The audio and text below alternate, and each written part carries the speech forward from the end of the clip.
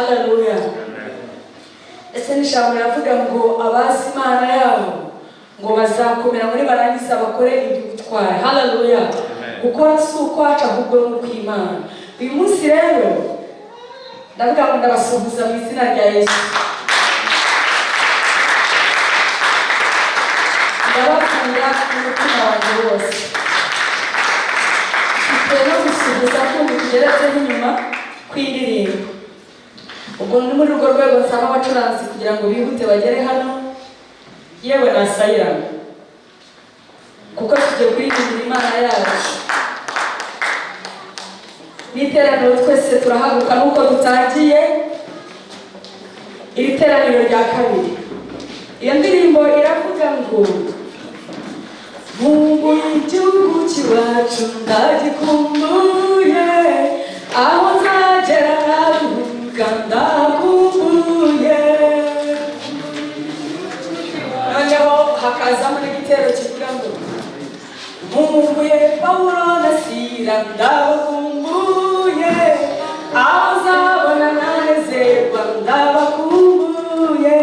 Hakazamo n'ikindi kivuga ngo nkumbuye rya kamba ryiza ndarikumbuye, iryo uzambara nanezerwa ndarikumbuye. Ndagenda nshyiramo ibyo bitero. Murayishobora? Nzi ko mutamenyereye ariko murayishobora kubera umwuka wera. Haleluya. Twashobora guhaguruka tugaha Imana yacu icyubahiro tukavuga ngo dukumbuye igihugu cy'iwacu. Nkumbuye igihugu cy'iwacu ndagikumbuye, aho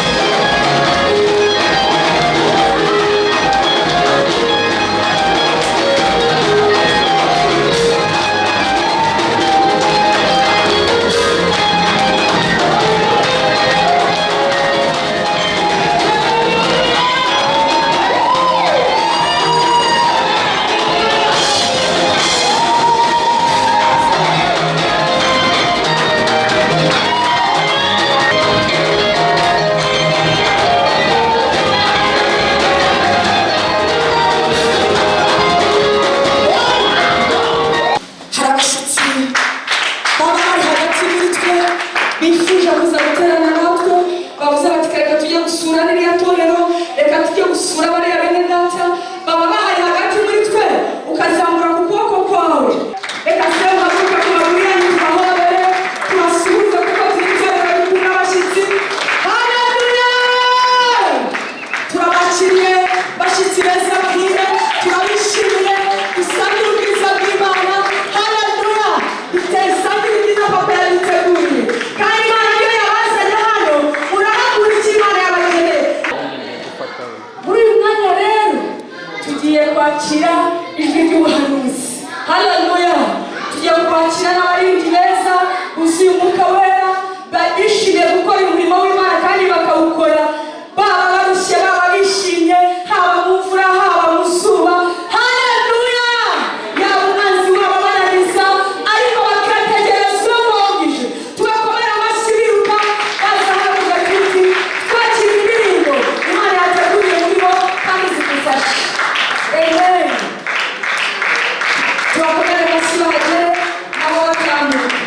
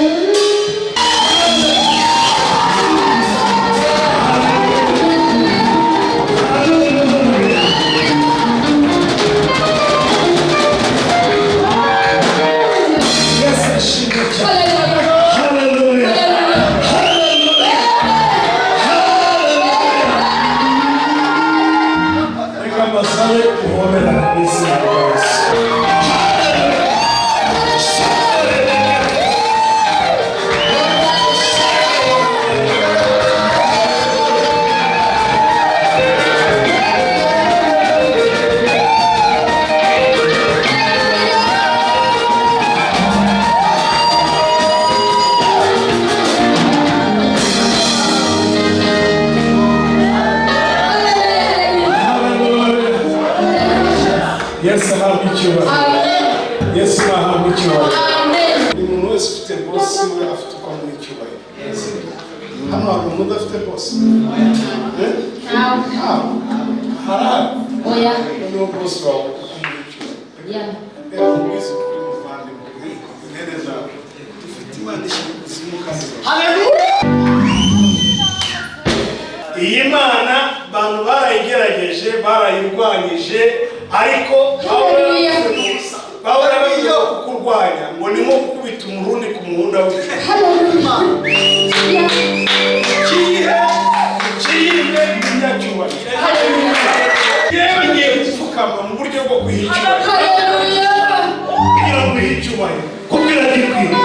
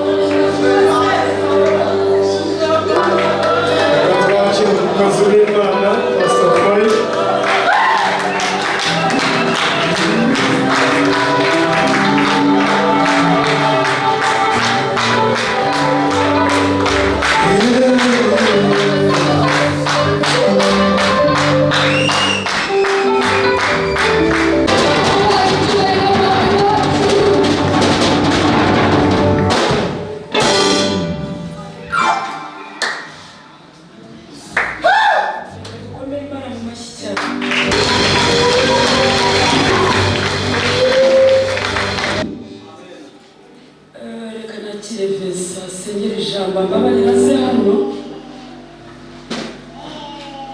nubwo pastor yasenze ariko yasabe pesa ikigenerwa gikuru ndagira ngo ahindukire arebe hariya kuko isengesho yadusabaga nimugoroba namwe ndabifurije amahoro ku izina rya Yesu musubire mu myanya yawe.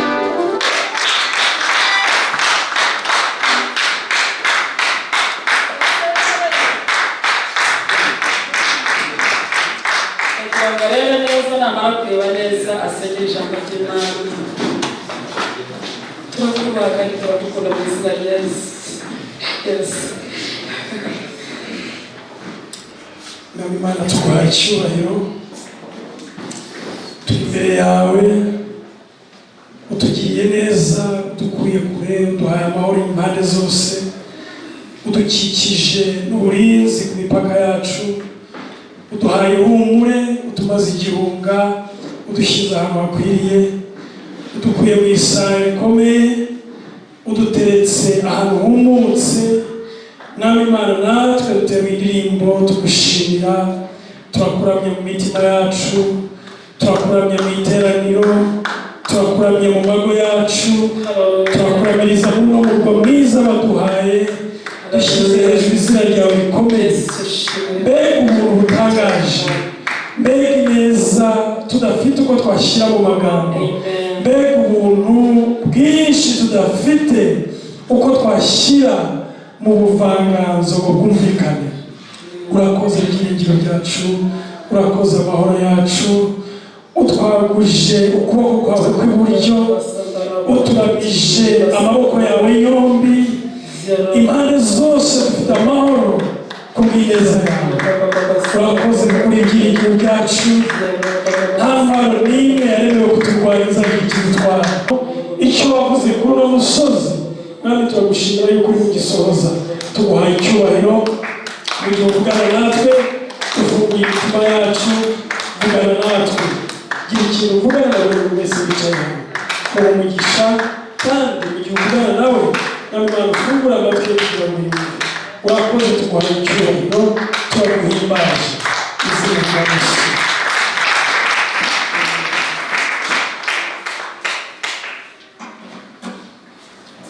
Yesu umugisha arakoze tumukomere mu mashyi ndabashubije mu izina rya Yesu. Haleluya. Ndabashubije mu izina rya Yesu. Ndabakunda mbifurije umugisha muri Kristo Yesu.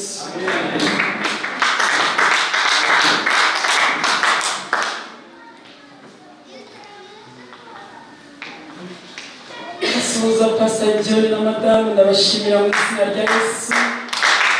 Turamukunda kandi tumwifuriza amavuta y'abagiye buri munsi uko umunsi bwije n'ukukeye tumwifuriza amavuta n'umugambo w'izina rya Yesu Kristo n'amahoro.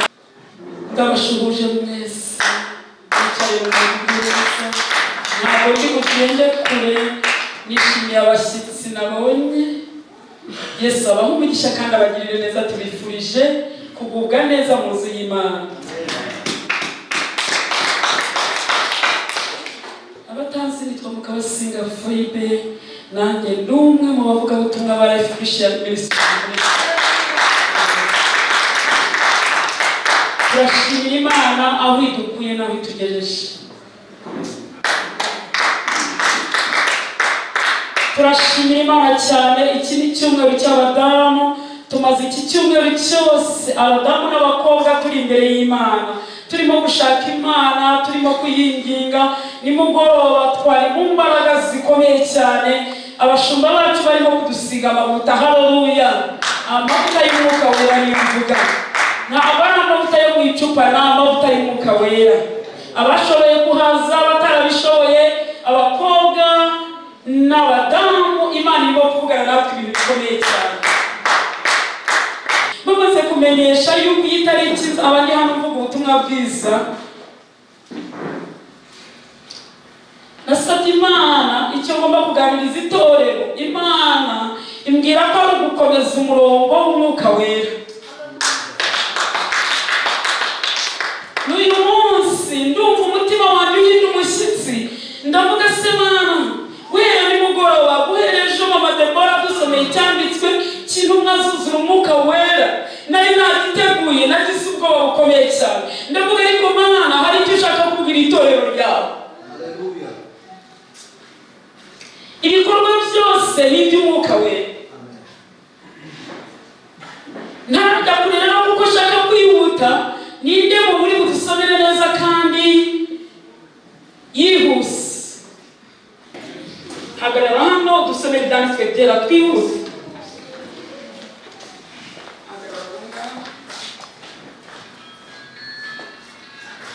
Turajya mu gitabo cy'Abaroma ibice 8.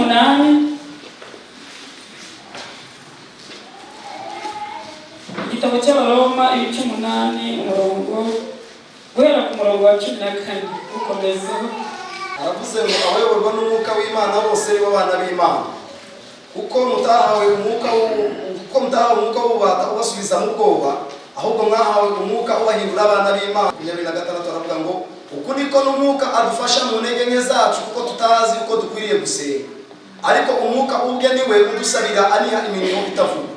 Kandi irondora imitima izi ibyo umwuka atekereza. Irondora umutima izi ibyo umwuka agira atekereza. Turasoma Yoweli ibice 2 guhera ku murongo wa 21.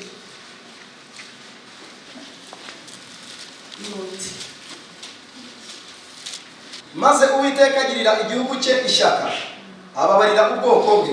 Nuko Uwiteka asubiza ubwoko bwe ati, dore ngiye kuboherereza ingano na vino n'amavuta ya elayo bibahaze, kandi sinzongera kubakoza isoni muri abo banyamahanga. Ahubwo ingabo z'ikasikazi nzazishyira kure yanyu, nzirukane zigeze mu gihugu kitera kandi kiri mu busa. Iz'imbere zigwe mu nyanja y'Iburasirazuba, n'iz'inyuma zigwe mu nyanja y'Iburengerazuba. Kandi kunuka kwazo kuzazamuka, kandi umunuko wo kubora kwazo uzazamuka, kuko zakabije gukora ibikomeye. Komeza shitihute. Mutinye wasiwe, nezerwa kandi wishime, kuko Uwiteka akoze ibikomeye. Nimutinye mwa nyamaswa zo mu ishyamba mwe, kuko ubwatsi bwo mu butayu bumeze, n'ibiti byeze imbuto zabo, umutini n'umuzabibu byeze cyane. Noneho munezerwe bantu b'i Siyoni mwe, mwishimire Uwiteka Imana yanyu, kuko ibahaye imvura y'umuhindo ku rugero rukwiriye, kandi ibavubiye imvura y'umuhindo n'iy'itumba nk'ubwa mbere. Imbuga zizadendezwaho ingano, kandi imivure izuzuramo vino n'amavuta ya elayo iseseka. Nzabashumbusha imyaka inzige zariye, n'iyariwe n'uburima n'ubuzikira na kabungu. Nzangabo zanjye zikomeye nabateje, kandi muzarya muhage, muhimbaze izina ry'Uwiteka Imana yanyu, kuko yabakoreye ibitangaza. Haleluya. Soma ibice 3. Umurongo wa 1. Hanyuma y'ibyo nzasuka umwuka wanjye ku bantu bose. Abahungu banyu n'abakobwa banyu bazahanura, abakambwe banyu bazarota, n'abasore banyu bazerekwa, ndetse n'abagaragu banyu n'abaja banyu nzabasukira ku mwuka wanjye muri iyo minsi. Nzashyira amahano mu ijuru no mu isi, amaraso n'umuriro no gucumba k'umwotsi. Izuba rizahinduka umwijima, n'ukwezi kuzahinduka amaraso. Uwo munsi mukuru w'Uwiteka uteye ubwoba utaraza, kandi umuntu wese uzambaza izina ry'Uwiteka azakizwa. Kuko i Siyoni n'i Yerusalemu hazaba abarokotse, nk'uko Uwiteka yabivuze. Kandi mu barokotse hazabamo abo Uwiteka. Urakoze cyane. Haleluya. Dusomere Ezekiyeli Fred, Ezekiyeli ibice 8. Ezekiyeli ibice 8. Yego. Nuko mu mwaka wa 6 mu kwezi kwa 6 ku munsi wa 5 w'uko kwezi, nari bicaye mu nzu yanjye n'abakuru b'Ubuyuda nabo bicaye imbere yanjye, maze ukuboko k'umwami Uwiteka kumbiraho aho narindi. Nuko ndebye mbona ufite ishusho isa n'umuriro, uhereye ku rukenyerero rwe ugasubiza hepfo ahari umuriro, kandi uhereye mu rukenyerero rwe ugasubiza haruguru hararabagiranaga, hafite ibara nk'iry'umuringa ukubye. Maze arambura igisa n'ikiganza, afata umusatsi wo ku mutwe wanjye, maze umwuka aranterura angeza hagati y'ijuru n'isi, anjyana i Yerusalemu. Ndi mu iyerekwa ry'Imana, angeza ku rugi rw'irembo ry'imbere ry'aherekeye kasikazi, aho intebe y'igishushanyo gitera Imana gufuha yari iri. Nuko mbona ubwiza bw'Imana ya Isiraheli. Haleluya! Yesu ashimwe. Titiri iravuga ngo tugiye kwakira umwuka wera muri iyi minota mike dusigaranye. Tugiye kwakira amavuta y'umwuka wera muri iyi minota mike dusigaranye. Tugiye kuvuga indishya muri iyi minota mike dusigaranye. Ntabwo ushaka kujya kuko umwuka wera yamanutse. Umwuka wera yamanutse. Itorero rigira umwuka wera, rigira abanyamwuka rikagira n'abanyamubiri. Murabyemera? Itorero ry'Imana ribamo abanyamwuka rikabamo n'abanyamubiri. Ariko ndagira ngo muri iyi minota abanyamwuka bongere bakorangize bakira umwuka wera. Nibamara kwakira umwuka wera bundi bushya, tukongeza abanyamubiri nabo bashobore kuvuga bundi bushya. Tugiye kwakira imbaraga z'umwuka wera.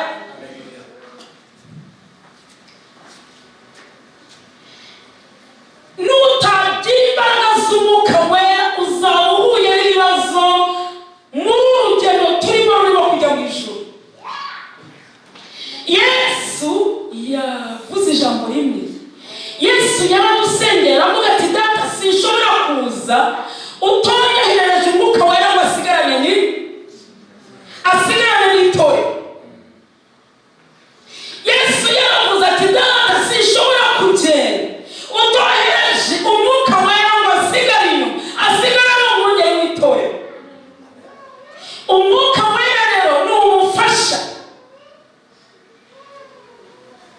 Bibiliya ivuga mu gitabo cy'Abakorinto ngo umwuka wera twamuhaweho nk'ingwate. Ingwate muzi icyo ari cyo? Ingwate murayizi? Ingwate ni inzu yawe ushobora gufata, ni umushahara wawe ushobora gufata ukawugwatiriza bakaguha ibirenze umushahara wawe.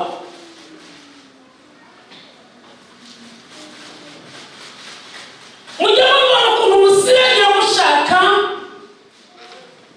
igisimbura ingwate, kugira ngo iyo usaba igisimbura ingwate uba ushaka ikindi kiyongera icyo wari ufite.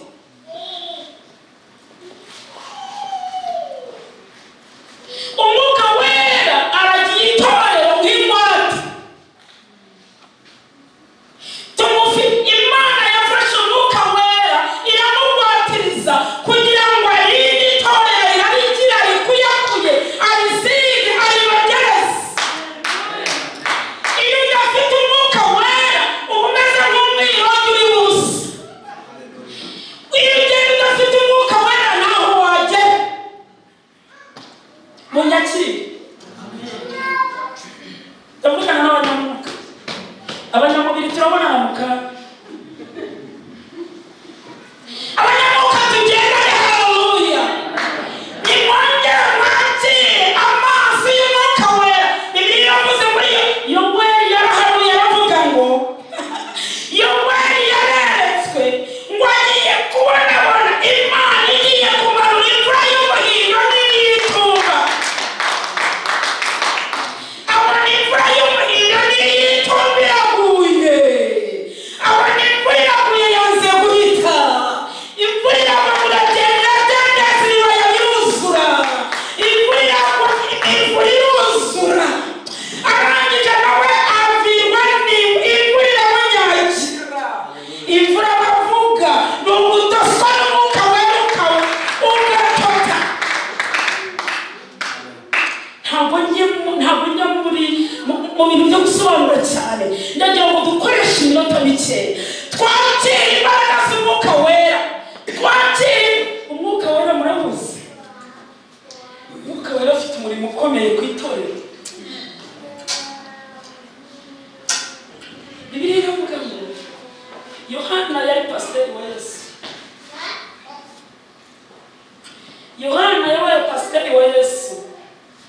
Yesu aramanuka amusanga ku mazi, aramubwira ati Yohana ndaje ngumbatize.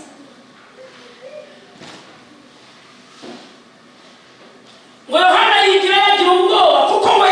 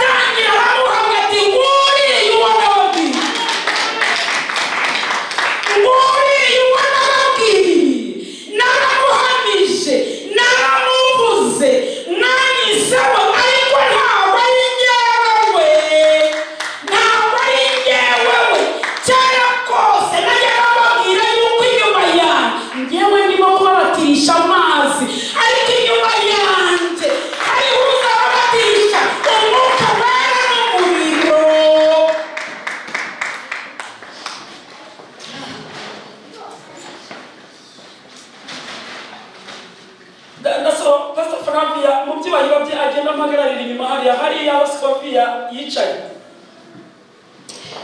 Turashaka kwakira umwuka wera muri iri torero. Abantu bagatota bakuzura umwuka wera. Ejo narayembwiye abakobwa n'abadamu ndababwira ngo rira. Ushaka kurira rira amarira agira ati ninde wari wasoma icyanditswe kivuga ngo azaduhanagura amarira ku maso twagize twarize.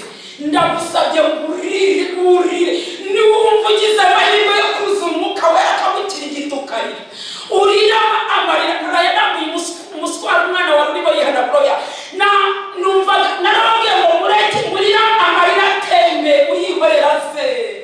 Niba hari ikigeragezo ufite kirimo kukuriza umwuka wera, iyo urimo kurira burya umwuka wera arimo kuniha.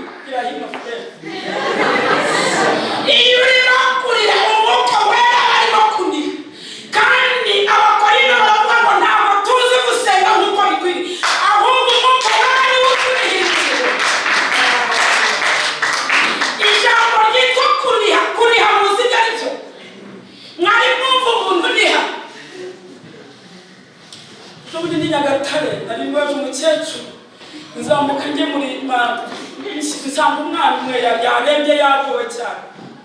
Ndagenda njya kumusura mugezeho nsanga reka muzane twari turi ku bitaro natwe. Ndagenda musikira amata mu gikombe njya niruka nzamuka niruka nsubiyeyo nsanga umuntu abadayimoni barimo kunihisha. Abadayimoni barimo kunihisha yananiye abasore b'abaganga baramufata ariko bene data ntimurebe iyi si murimo gukuyakuya. Iyi si murimo gukuyakuya, iyi si murimo kunogereza. Haleluya! Iyi si irimo gutwaza abantu igitugu. Umugabo yari afite inda igera, umugabo yari afite igikanu ariko ngo hari umugore wamwifuje aramubura arangije amuteza imyuka mibi avuye kuyigura muri Tanzania. Ngo yaramutesa teretabira umugore aragerageza, umugore aragerageza, umugore aragerageza, umugore aragerageza, umugore aragerageza. Umugabo yari ari mu itorero, imizimu yamaze kuvamo arambwira ndamubwira nti uba hehe? Uyu mugore waramuraje? Ati ntabwo namuraje wa mudamu we ni umukozi w'Imana. Ahubwo ntabwo narizi ko yagiye kumushakira ibinyica kuko narwanye n'ibidayimoni muri ibyo bitaro kuko abaganga bari bananiwe. Ndwara n'imizimu irangije irivuga iratubwira ngo ivuye Tanzania. Yagiye kuyicisha arambwira ati uyu mugore imidayimoni ivuze ko ariyo bagiye kuyicira ikaba imidayimoni iratubwira ngo igiye gusubira aho yagize iti. Turayibaza tuti yagukuye he? Yagukuye he? Yagukuye imidayimoni ubwo yari irimo uvuga. Umugabo inda ye asa urabona ni umugabo ufite amafaranga, ni umugabo uri mu itorero n'itorero rya Divansi. Afite amafaranga, urabona afite ubutunzi kuko arasa neza. Ariko abadayimoni bari bamurambitse hasi bamusengera. Umugore we yigiyeyo, bashiki be bigiyeyo, umugore we yari yamuhunze bayidiya.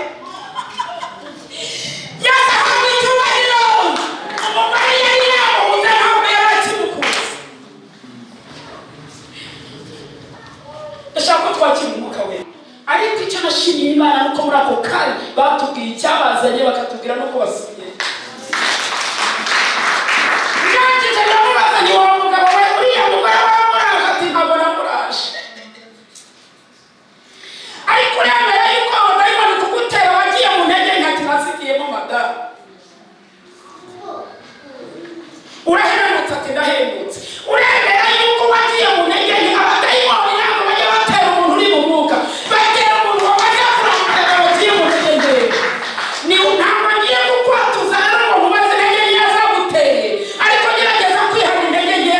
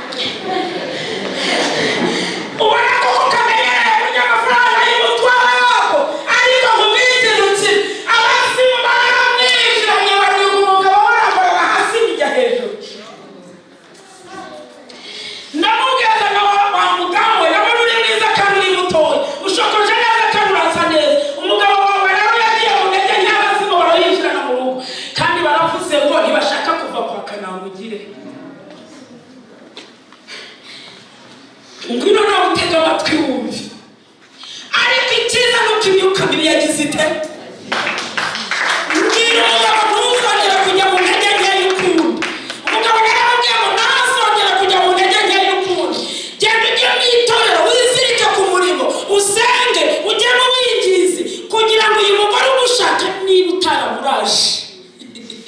Niba utaricaranye nawe iyi mizimu irasubira yimwica nitamwicara yisubiza aho yagize ati.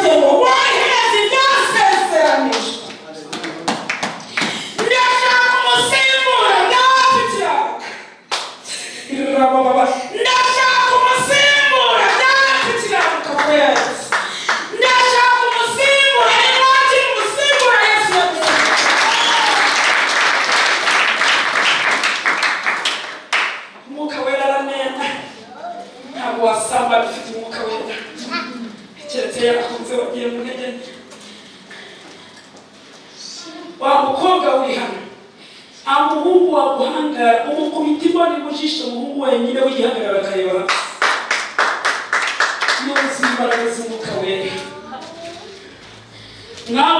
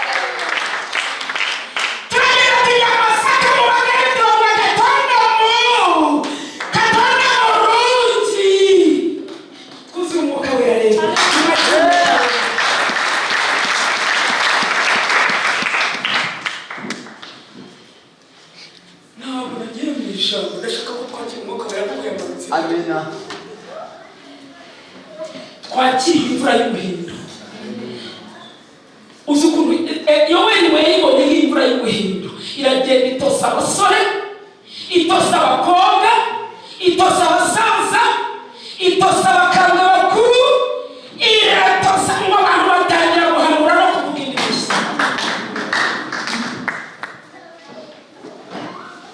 Imana ifite ibintu irimo kutubwira igiye gukorera hano.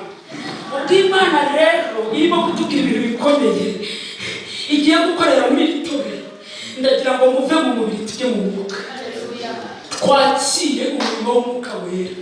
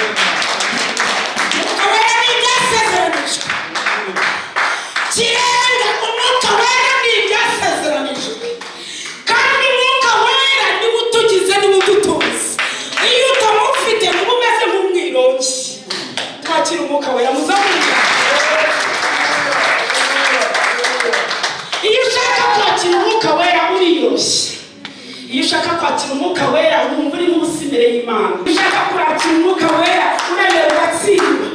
Bwa buhangange, zama zawe, ya famu yawe, ya kote yuzuye, wa mugore mwiza witungiye, abana Imana yaguhaye, umugabo we yuzuye umwuka wera, umurambika hasi. Yari ahantu mu Buraya aravuga ati umwuka wera aranyishe. Pasiteri araza amuhagarara imbere ati umwuka wera aranyishe yapfuye. Ahamagara umushumba. Umwuka wera uri ku ruhande. Arangiza abwira Imana ngo Mana urasaba iki ngo niba hari kunekura? Mana urasaba iki ngo niba hari kunekura? Ntuhute ho gatoya ntunanirwe. Marayika bamfashe urasaba iki ngo niguhe? Yohana yabonye Yesu amusanze kuri Yorodani kuko yari yamubatije amuzi, ngo abwira abari bamuri imbere ati nguri uwo nababwiye. Nababwiraga ko inyuma yanjye hari umugabo urusha imbaraga. Nababwiraga ko inyuma yanjye hari umugabo uzabatisha umuriro n'ubwo njyewe ndimo kubabatirisha amazi. Inyuma yanjye hari umugabo uzabatisha amazi, umwuka n'umuriro. Uhaguruke ku maguru yawe.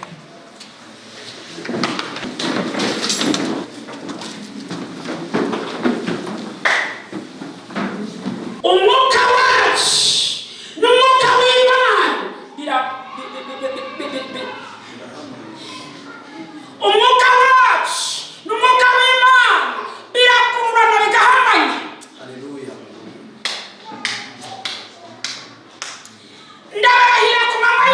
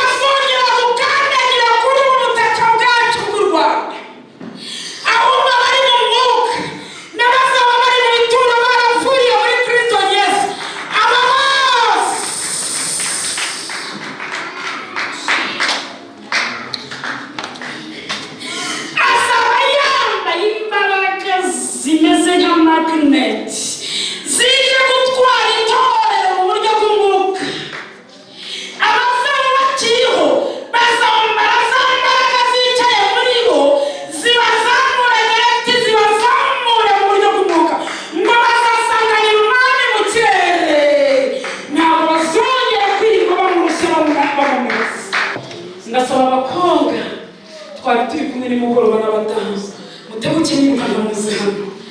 Abadamu Life Christian Ministries twari turi kumwe hano nimugoroba n'abakobwa mutambuke muze hano. Muhagarare hajya aho mwari muhagaze n'umudamu umushumba wanyu. Tugiye gusenga Imana. Tugiye gusenga Imana. Ntabwo abashyitsi bari mbifurije kwakira umwuka wera. Niba utarakira Yesu uhagaze hano, niba utarakizwa ntabwo ukikubona. Niba utarakizwa akaba atarakira Yesu ngo yature, ninde? Manika ukuboko. Manika ukuboko twari umugisha w'uyu munsi. Manika ukuboko twari agakiza kakurinda urugo n'abana. Manika ukuboko. Niba ntawe uhari wakira umwuka wera. Wakira umwuka wera. Abamanzi umucuranzi wacu Life Christian Ministries ngwino hano abacuranzi mutambuke mwirukanye. Ubundi umwuka wera iyo ari mu muntu ntabikigwari. Umwuka wera iyo ari mu muntu akora hakwiriye n'ahadakwiriye. Umwuka wera iyo ari mu muntu akora mu nshingano akareba na bya bindi byatobotse akabyicarira kugira ngo hatagira haduyi iribona. Yesu ahabwe icyubahiro. Tugiye kwakira umwuka wera. Ninde wifuza kuvuga mu ndimi nshya? Ninde wifuza kuvuga mu ndimi nshya kwakira umwuka wera? Iyo ushaka kwakira umwuka wera urirekura ibitekerezo byose watekerezaga. Niba wasize mu rugo udahashya gahunda, niba wasize mu rugo utabahaye weekend, utabaguriye inyama, ni ibyo byose ubyigizeyo utekereze ku Mana yakurize uyu munsi ukamukiriwe. Niba hari umuntu uzi utamukunda akabakwanga, uyu munsi uramusiga hano muri uru rusengero. Uramukunda hasi uramubabarira mu izina rya Yesu. Kandi ntabwo ari we, ni imbaraga za Satani zirimo zizerera nk'inda zishaka kutoshoye. Nimwakire imbaraga z'umwuka wera mwebwe. Nimwakire imbaraga z'umwuka wera mwebwe. Nimwakire imbaraga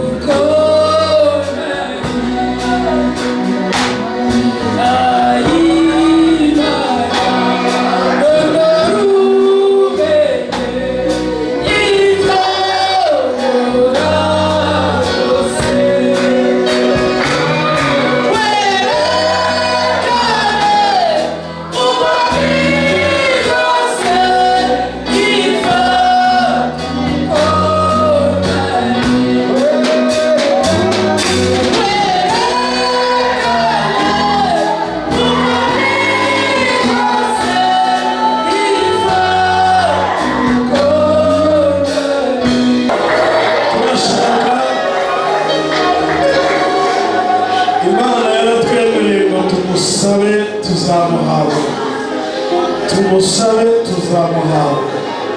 Uwo mwuka wera yageze mu muntu wamutera guca bugufi akihanze. Nta muntu umenya kwihana atahuye n'imbaraga z'umwuka wera. Wodekesekera baba Daniel ahuye nawe ibyari ubwiza bwe byamuhindukije kubona. Toshikara baba yasokora. Reka musabe, reka basabe twumvikaneho gatoya.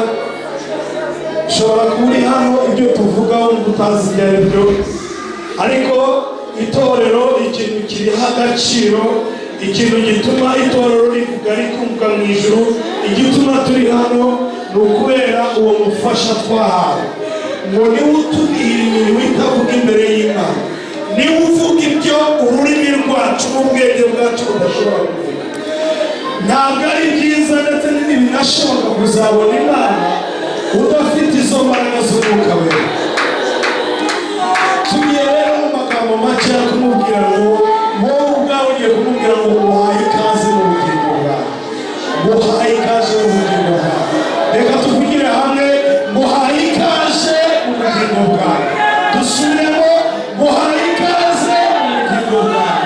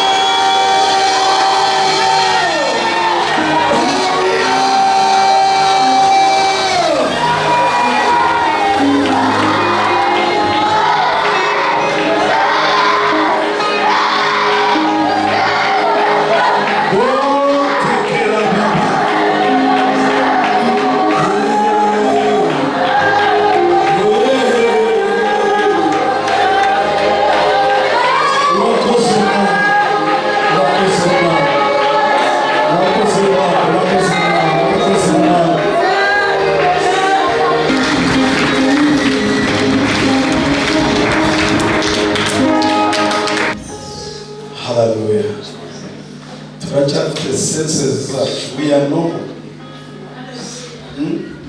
turi normal. Hallelujah. Turi bazima kandi turatekereza neza, dufite ubwenge n'ibitekerezo bizima. Hallelujah. Ahubwo nababwiraga Gia, hari Gia tugira abandi bantu batari nkatwe batagira. Gia yo mu buryo bw'umwuka, kuko Bibiliya iravuga ngo twicaye mu ijuru mu buryo bw'umwuka. siyo twagiye mu mwuka rero uwo tutari kumwe muri icyo cyumba cy'umwuka wera ashobora kwibaza ngo byabaye n'ibiki. Haleluya. Ariko Yesu ashimwe ahabwa icyubahiro cyinshi, kuko yaravuze ngo ikizamenyekanisha abana b'Imana nuko ikimenyetso cy'umwuka wera kizabakurikira. Nta yindi assurance, nta kindi cyemezo ufite cy'uko uzajya mu ijuru usibye ikimenyetso cy'umwuka wera. Ntabwo umwuka wera ajya aba ku muntu atazajyana mu ijuru. Yesu ashimwe cyane. Rero turashima Imana. Niba utari wamuzi, utari wahura nawe, hari umugabo umwe wajya akavuga yabona abantu barakavuga ngo biriya ni iby'abadamu. Bukeye agiye mu masengesho aravuga ngo niba koko hari umwuka wera atari ibintu by'abadamu nanjye mfata. Yamufashe ararira amateraniro arindarangira. Rero ntibikuyobere. Yesu ashimwe cyane. Ntibikuyobere, iri ni isezerano ryacu. So Imana ibamugisha mwinshi cyane. Haleluya. Mwakoze cyane. Hanyuma rero amasaha yagiye, ariko iyo dusenga mu gitondo tunasengera amateraniro turavuga ngo umwuka wera yo, ariko tugira gahunda, ariko hari igihe aza akabivangamo tukabyihorera. So Imana ibamugisha. Tugiye vuba reka mbaze nakira umuntu. Hari umuntu wavuze ko hari message yumva Imana yashyize ku mutima ashaka kutubwira. Reka nakire ayitubwire, hanyuma turangiza. Turi itorero ry'umwuka twebwe, sibyo? Turi itorero ry'umwuka ariko tuyoborwa n'ijambo ry'Imana. Haleluya. So buri buhanuzi bwose iyo tubwumvise tubugenzuza ijambo ry'Imana. So Imana imumugisha. Haleluya. Nitwa Niyokurusharadinka muri Matetse bya Buradebere muri munsi ku mpamvu z'akazi n'abasengera hanga. Naje gusengera hanga rero ntabwo nanyumvise, ariko nahawe message ivuga ngo masengesho abadamu n'abakobwa basenze Imana yayumvise ibyo gutanga uburyo cyangwa ibyo nibyo.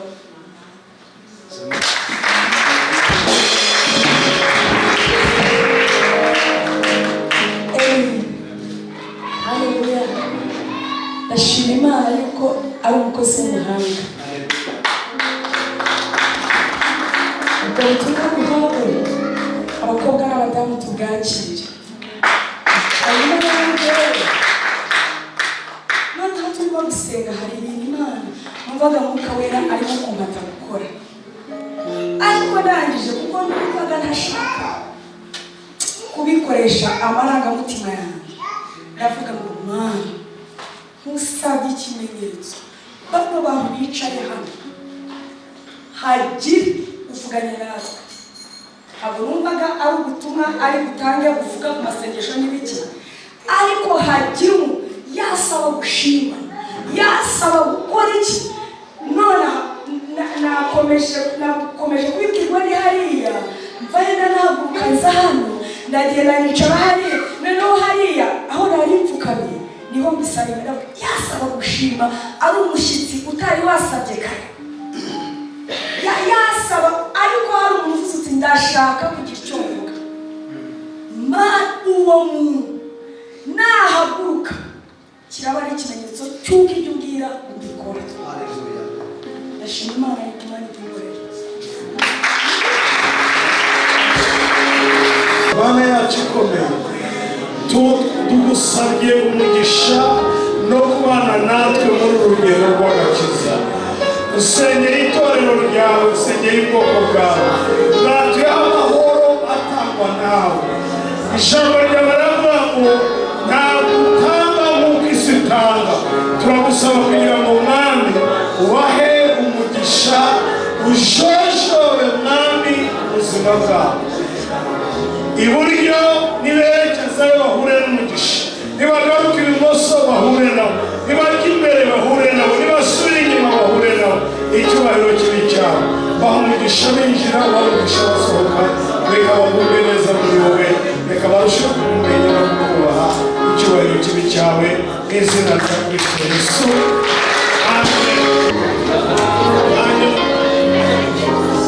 Okay. Turashoje ariko ndasaba abasaba kugira ngo bicare gatoya. Abashyitsi, we love you so much.